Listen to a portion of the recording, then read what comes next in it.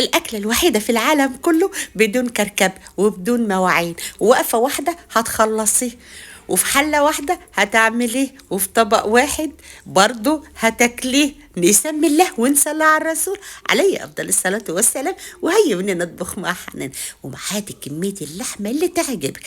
دي أقل أكتر. هي الأكلة دي بتبقى محتاجة حتة لحمة حلوة كده ملبسة حلوة. طب واللي ما بيحبش الملبسة ركنا لهم حتة على جنب، علشان اللي مش بيحب اللحمة الملبسة يعمل عادي خالص. هحط دي وهحط دي.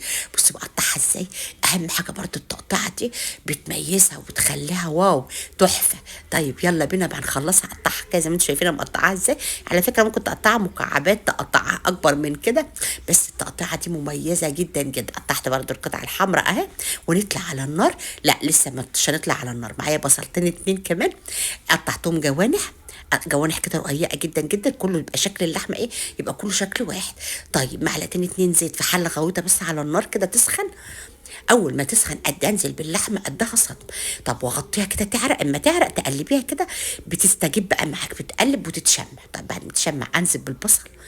توابل بقى الفراخ اللي هي 7 بهار دي بتغنيكي عن كل التوابل. نزلت بمعلقه كده حلوه كبيره معتبره، وفلفل اسود. مش هنزل الطماطم الملح دلوقتي غير لما ازودها، وفي اخر التسويه كده اروح منزلها بمعلقه ملح بقى. تمام يلا بينا. خلاص كده خلاص.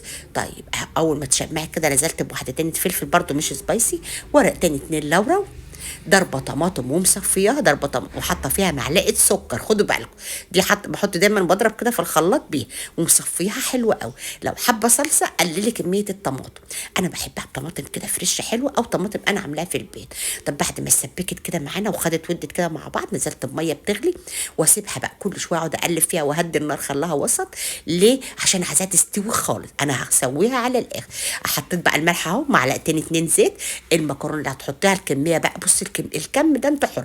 يعني مثلا لو هعمل نص كيلو لحمه هحط عليها نص كيلو مكرونه، احط كيلو لحمه احط عليها كيلو مكرونه. اسباجيتي، خواتم، عقل، براحتك اللي انت عايزه تعمليه اعمليه. نزلت بيها والشوربه بتغلي كده، كل ما تلاقيها تنشف معاكي كده زوديها مفيش مشكله. اهم حاجه تبقى جوسي كده. بصوا بقى اهو بزودها معاكم. اهم حاجه تبقى جوسي كده، وفي قلبها شوربه كده حلوه. اكله حلوه قوي قوي في طبق واحد زي ما قلت لك في اول الفيديو. ما بتتاكلش الا في طبق واحد. ما ينفعش كل واحد ياخد حبه كده اقول لك ناكل. لا الاكله دي بتحب الجماعه.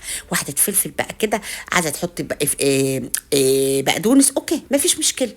الاكل حلو قوي، بتدفي حلو قوي قوي. هو ده الدفء. الدفء عفه، الدفء عفه دفى. وبص مش هتلاقي اول ما تخلصي اكل ولا هتلاقي اطباق ولا هتلاقي هي حله واحده، وهتلاقي طبق واحد والمعالق بعدد افراد.